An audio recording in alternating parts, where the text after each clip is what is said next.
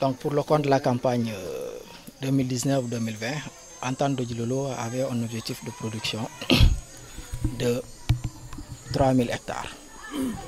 Alors aujourd'hui on peut dire avec l'estimation des superficies, on n'a certes pas atteint les 3000 hectares, mais on est autour de 2000 à 2100 hectares.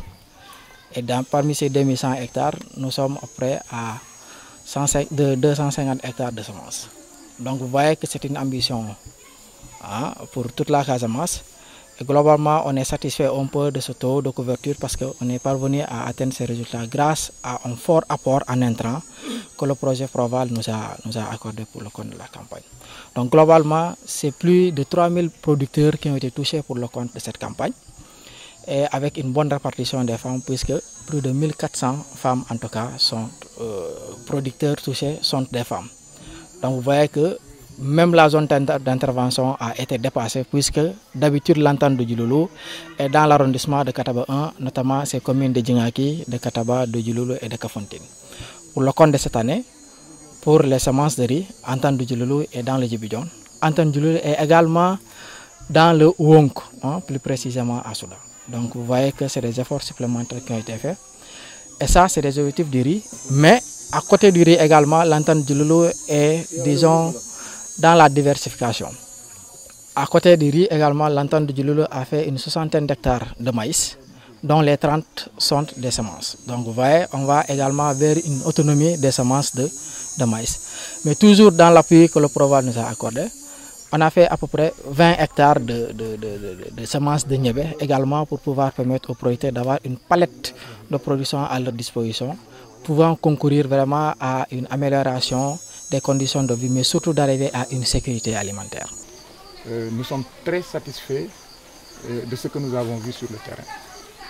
À Ebinako d'abord, nous avons trouvé un village qui depuis plusieurs années, je ne peux même pas dire le nombre d'années, a abandonné la culture de riz. Aujourd'hui, une expérience a été tentée grâce à l'appui que nous avons avec l'entente mis à leur disposition, c'est-à-dire la mise en place de riz, mais également d'engrais et de matériel. Ils ont pu réaliser à peu près 1 hectare de riz que nous avons vu, malgré le manque d'expérience et aussi l'encadrement qu'ils ont eu par rapport à leur collaboration avec l'entente. Nous avons vu une très bonne parcelle de riz. De là-bas, on est venu ici au niveau de Makouda. Apparemment, ils ont commencé à travailler avec Entente depuis un certain nombre d'années. Mais jusqu'à l'année dernière, ils étaient autour de 4 hectares. Aujourd'hui, ce que nous avons vu, c'est une dizaine d'hectares. Grâce également à l'appui du projet sous la collaboration et sous le contrôle de l'équipe très dynamique de l'entente de Djilolo, grâce au relais qu'ils ont sur le terrain qui leur permet d'avoir une assistance rapprochée vraiment au niveau de ces villages-là. Donc les impressions également sont satisfaisantes, très encourageantes.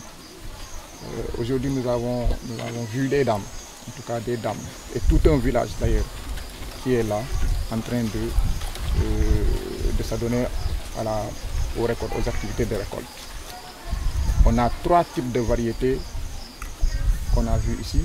Nous avons le Nerica 6, le Nerica 8, le Nerica 1. Et nous voyons même l'encadrement a été respecté. Parce que si ce n'était pas le cas, aujourd'hui on ne verrait pas ce que nous sommes en train de voir, ce que nous avons vu en tout cas ici. Je pense que c'est grâce à la bonne collaboration qui est due à ça.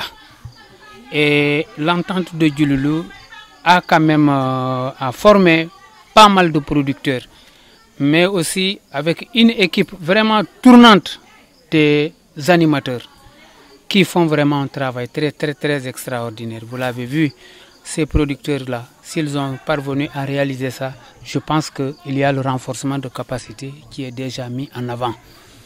Et dans ça, les années dernières, on a travaillé avec des partenaires comme le PPDC, comme Natal Mbaye, pour ne citer que cela. Et tous ces projets vraiment ont fini. Aujourd'hui, nous sommes en partenariat avec le Proval, dont le coordinateur et son technicien sont parmi nous. Toutes les semences que vous voyez ici, les Nerica, nous les avons obtenues grâce à leur appui, mais aussi ils ont appuyé en intrant, en engrais. Donc en cela, vraiment, nous tenons à les remercier. Comme vous venez d'entendre ce que disent les producteurs, c'est grâce vraiment à l'appui de l'entente de Djilolo, qui compte premièrement sur ses propres moyens, avant de compter sur les moyens des autres. Alors, c'est une grande satisfaction que nous avons ici, particulièrement à Makuda, où l'année dernière, ils étaient à peu près à 5 hectares. Aujourd'hui, ils sont à peu près à une dizaine d'hectares. Et ce qui est bien dans l'élément le plus satisfaisant, c'est qu'on est à chaque fois dans la recherche, on accompagne également les structures de recherche quant à la découverte de nouvelles variétés. Alors, on se rend compte à chaque fois avec la physionomie de l'hivernage, il y a souvent un problème entre soit le calendrier cultural et la pluviométrie, ou bien un problème d'adaptabilité en tout cas des semences qui sont utilisées. Donc aujourd'hui, ce qu'on peut constater avec beaucoup de satisfaction, le Nerica 8 qu'on a cherché pendant plusieurs années, avec le concours de Proval, on est parvenu à avoir ces semences. Aujourd'hui, à pareil moment, les semences de Nerica 8 et de Nerica 14 sont arrivées à maturation. Donc vous voyez que c'est une grande avancée. Et qu'on pense que si on parvient à démultiplier en tout cas l'exemple de Makuda, on parviendra très rapidement à être autosuffisant d'abord en semences et maintenant être autosuffisant carrément en riz de consommation. Donc en termes de perspective, je peux rassurer ici tout le monde que nos bras sont ouverts. J'ai même du mal aujourd'hui à faire un choix, même dans ma zone d'intervention du projet, parce que je dois normalement limiter ma zone d'intervention. Mais j'avoue que j'ai un problème parce que je veux toucher tout le monde. Je veux aider tout le monde. Et c'est ceux-là qui seront les plus aguerris, en tout cas, qui seront certainement les mieux, avec qui je vais m'accompagner. Et je sais qu'en tant que là, ils ont un objectif de couvrir toute la Casamance. Actuellement, ils sont dans une localité, mais même cette année-ci, ils sont allés au-delà de leurs frontières. Donc, ils ont un objectif d'aller partout.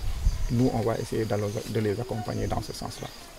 Donc, vraiment, la tournée est vraiment satisfaisante. Et je renouvelle encore mon ouverture, l'ouverture du projet. Et sachez que vos doléances seront entendues au plus haut niveau.